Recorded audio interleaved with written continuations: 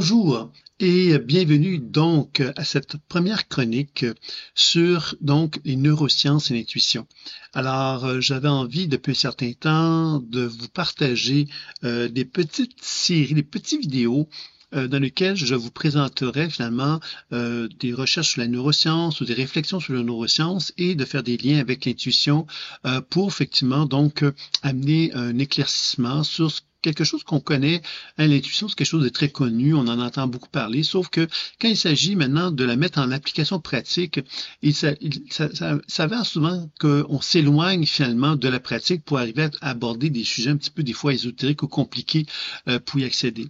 Donc j'avais envie donc de vous proposer un petit peu un regard moderne de l'intuition à travers justement les recherches qui permettent d'amener des réflexions sur la notion de l'intuition.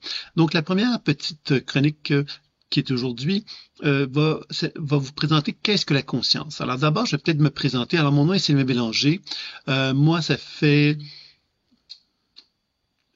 35 ans que je fais de la pratique intuitive, c'est-à-dire que j'ai jamais cessé de faire des lectures intuitives depuis 35 ans, c'est-à-dire que je fais un travail personnel sur moi, mais je fais également des consultations avec des personnes de différents types qui ont des différents types de problèmes, qui soient de la santé physique, énergétique, psycho-émotionnelle ou spirituelle. Donc, j'ai abordé beaucoup de différents types de sujets et évidemment, à travers les années, j'ai voulu à quelque part élargir donc ma palette de couleurs pour être capable d'aider le maximum de personnes et j'ai donc aussi enseigné depuis certainement près de 25 ans et plus de 25 ans, une démarche que j'appelais l'écoute imaginaire qui est devenue la pleine conscience intuitive, qui essentiellement présente donc une méthode pour arriver à développer les habiletés intuitives telles que la clairvoyance, la clairaudience, la clairsentience, la médiumnité, le channeling, et évidemment de combiner ça avec des soins. Alors pour moi, c'est important évidemment que l'intuition puisse aussi me permettre de me soigner ou de soigner un partenaire. Donc, j'ai beaucoup orienté mon attention dans cette direction-là. Donc, il y a donc des livres qui ont été écrits qui vous permettent donc de découvrir la méthode, des livres qui vous présentent également une grille de lecture permettant donc de mieux comprendre ce qu'on perçoit dans le champ énergétique, etc. Et plusieurs autres ouvrages également. Donc, et vous allez pouvoir trouver les liens sous la vidéo pour accéder à ces informations si vous en êtes intéressé. Donc, ce que j'avais envie de vous parler aujourd'hui, c'est qu'est-ce que la conscience? C'est le premier sujet que j'avais envie d'aborder avec vous. Puis évidemment, qu'est-ce que la conscience? Bien évidemment, on sait aujourd'hui que longtemps on a pensé que la conscience se localisait au niveau du cerveau qui était dans la tête. Et ça a été longtemps reconnu et on a beaucoup mis l'emphase justement sur cette idée que la conscience était dans la tête. Aujourd'hui, on a commencé à reconnaître que cette conscience-là avait des ramifications, que le cerveau avait des ramifications avec le cœur, ce qui nous amenait à prendre conscience qu'il existait donc une autre forme de conscience qui n'était pas simplement une conscience analytique au niveau du cerveau, mais il y avait également une forme d'intelligence émotionnelle qu'on a identifiée donc au niveau du cœur et qui pouvait se développer évidemment donc à travers la cohérence cardiaque, par exemple, pour donner un exemple hein, de ce qui s'est développé plus récemment et qui nous permet donc de développer cette conscience du cœur qui est reconnue comme étant plus intuitive, plus sensible, plus connectée avec les autres, etc. et qui nous permet davantage d'être dans le moment présent. Puis, après ça, on a découvert qu'il y avait une autre conscience qui se retrouvait dans le ventre et qui était donc reliée davantage avec les instincts plus primitifs qui étaient en soi. On a constaté que dans le ventre, il y avait effectivement même des neurones. Hein, donc, on a constaté effectivement qu'il y avait véritablement un troisième cerveau qui était davantage connecté avec les dimensions plus primitives de l'être humain que nous sommes. Donc, déjà, on a trois consciences, trois localisations de la conscience, donc on est déjà dans quelque chose de plus complet dans notre compréhension. Maintenant, la physique quantique nous est arrivée avec une quatrième possibilité, une quatrième proposition pour mieux comprendre la conscience, où on a commencé à dire que la conscience était délocalisée. Ça veut dire quoi? Ça veut dire que ma conscience n'est pas dans mon cerveau, ni dans mon cœur, ni dans mon ventre, mais elle est partout. C'est pour ça qu'on dit délocalisée. Et dans ma réflexion, évidemment, de cette notion de conscience délocalisée, je fais référence à un physicien qui s'appelle Pop, qui a, euh, qui a mis beaucoup d'énergie dans une volonté qu'il avait de démontrer que les cellules de notre corps absorbaient et rémettaient de la lumière solaire. Et il a donc fait toute une démonstration scientifique pour démontrer cela.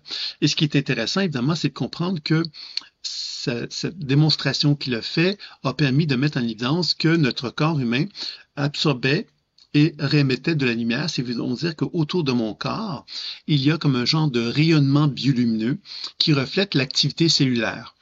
Alors évidemment, ça fait référence aussi à ce qu'on appelait traditionnellement, d'une façon plus ancienne, l'aura, bien sûr, puisque on comprend que ce rayonnement biolumineux, ben, finalement, c'est une preuve scientifique que l'aura existe bien. Alors, c'est quand même assez intéressant. Alors moi, évidemment, si je remets ça à mon travail intuitif, ben ça me fait comprendre quelque chose, c'est que ça me fait comprendre que si ma conscience est délocalisée, ça veut donc dire que moi, je peux déplacer cette conscience-là à l'intérieur de mon propre corps. Je peux déplacer ma conscience au niveau je peux la déplacer vers mes pieds, je peux la déplacer vers mes chevilles, je peux la déplacer vers mon genou, je peux la déplacer vers mon épaule, qui veut dire quelque part que j'ai la capacité de voyager à l'intérieur de mon être grâce au support imaginaire qui va me permettre d'être finalement un véhicule me permettant donc de découvrir ce que je suis en tant qu'être humain. Alors, selon l'endroit où je vais me localiser dans mon corps, je vais donc capter des images, des sensations, des mots qui vont finalement refléter une activité biolumineuse de mon corps qui va me permettre donc de développer une communication intuitive avec les cellules de mon corps. Puis évidemment, je pourrais éventuellement ajouter évidemment des aspects de soins et de déprogrammation tels que la technique que j'ai développée pour arriver donc à être plus grande harmonie avec moi. Donc évidemment, je pourrais aussi développer cette même capacité de voyager pour voyager vers un partenaire. C'est-à-dire que cette conscience délocalisée me permet d'envisager que je peux prendre ma conscience et la déplacer vers un partenaire pour me mettre en relation avec l'activité biolumineuse qui anime cette personne-là et de pouvoir capter des images, des sensations et des mots. Dans la pratique, que j'ai effectué jusqu'à maintenant, ben, qu'est-ce qu'on va constater? C'est que dans cette relation que j'effectue avec moi-même ou avec un partenaire, je peux constater que cette activité biolumineuse-là va refléter des informations concernant donc l'aspect santé, c'est-à-dire je vais constater que je peux me mettre en relation avec la qualité biolumineuse des cellules d'une région de mon corps qui va me permettre donc de définir le potentiel santé qui existe chez une personne ou chez moi-même. Ce potentiel santé va être défini par la qualité énergétique qui va être émise. Si les cellules de mon corps absorbent et réémettent de la lumière de façon harmonieuse, j'ai un potentiel santé optimal. Sauf que si effectivement je constate que dans une région de mon corps, il y a quelque part des perturbations énergétiques qui se manifestent, ces perturbations vont refléter un moins bon potentiel santé, donc vont indiquer que je pourrais éventuellement, avec le temps, développer la maladie si je ne prends pas soin de cette région-là. Donc ça, c'est une première information qu'on peut retirer. On peut aller évidemment constater que dans le rayonnement biolumineux, on va constater qu'il y a de l'information qui peut s'agglomérer dans ce champ énergétique-là. Et ces informations peuvent correspondre à des événements de ma vie avec lesquels je ne suis pas en accord avec moi-même. Donc, mon histoire personnelle peut se localiser dans ce champ biolumineux-là. Et on peut concevoir que dans ce champ biolumineux-là, on peut retrouver également des mémoires familiales, dont mon histoire familiale, et également des mémoires d'autres vies. Alors, vous allez me dire, comment est-ce que c'est possible, tout ça? Ben, encore là, dans la physique quantique, on reconnaît justement que dans cet espace biolumineux, on pourrait qualifier cet espace biolumineux comme un univers superlumineux, c'est-à-dire que sans qu'on soit conscient par nos yeux de cet espace, cette dimension-là, parce qu'on n'est pas capable de le voir, de l'observer avec nos yeux, parce que nos yeux ne sont pas capables d'enregistrer les particules qui vont plus vite que la lumière. Donc, dans cet univers superlumineux dans lequel les particules vont plus vite que la lumière, bien évidemment, on peut concevoir qu'il y a donc dans cet univers-là, une accumulation d'informations qui s'accumulent sans cesse, c'est-à-dire que moi, dans mon propre champ énergétique, indépendamment de l'espace et du temps, je vais donc avoir dans mon propre champ énergétique des informations associées à mon passé que je vais donc accumuler sans m'en rendre compte dans mon champ d'énergie et que, évidemment, le travail d'un soignant intuitif, c'est d'apprendre justement à épurer ce champ énergétique-là pour aider la personne à se libérer de son passé pour être de plus en plus en accord avec elle-même. Voyez? Et évidemment, quand on parle des mémoires familiales, mais ici on fait référence évidemment à ce qu'on pourrait appeler l'épigénétique, c'est-à-dire qu'on reconnaît de plus en plus aujourd'hui que le bagage génétique qu'on pensait hériter d'une façon fixe de nos parents, ben finalement on se rend compte que nous pouvons le modifier selon notre propre rapport, notre propre relation avec notre monde interne et notre monde extérieur. C'est-à-dire qu'on se rend compte effectivement qu'on peut avoir des changements de regard sur notre réalité intérieure qui peuvent donc modifier le bagage génétique jusqu'à un certain point. Donc, on comprend ici que quand moi j'observe le champ génétique d'une personne et que je constate qu'il y a des mémoires familiales qui peuvent être associées à ce champ énergétique-là, ben ça veut donc dire effectivement que je suis relié à l'histoire de mon passé, à l'histoire de ma famille, de mes ancêtres, et qu'il est possible d'interagir sur ces mémoires-là pour effectivement amener donc un travail d'équilibre, de plus grande harmonie qui puisse se manifester. Tout comme je pourrais travailler sur les mémoires d'autres vies, ce qui implique effectivement que moi, en tant qu'être humain, je suis un être avec une conscience délocalisée, pleine de lumière dans mon champ énergétique, et cette conscience délocalisée, ben, elle est en étroite relation avec ce qu'on appelle cet univers superlumineux, c'est-à-dire cet univers qui nous relie tous les êtres humains sur Terre, mais qui nous relie également toute la mémoire qui s'est accumulée depuis le début de l'humanité. Alors, ça veut donc dire que moi, en tant qu'être humain, je suis comme une antenne qui va se mettre à vibrer avec des mémoires d'autres vies et qui vont finalement vibrer avec moi parce que je vais me reconnaître des correspondances avec ces mémoires d'autres vies-là.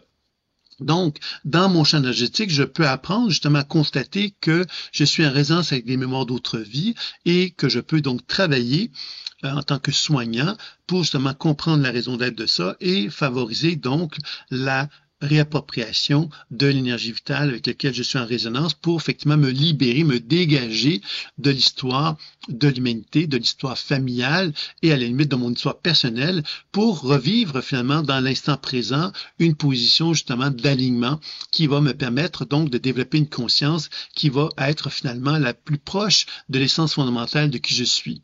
Parce qu'il faut comprendre évidemment qu'on a dit qu'est-ce que la conscience. On a essayé d'y répondre aujourd'hui d'une façon bien sommaire, mais on va approfondir évidemment dans d'autres vidéos.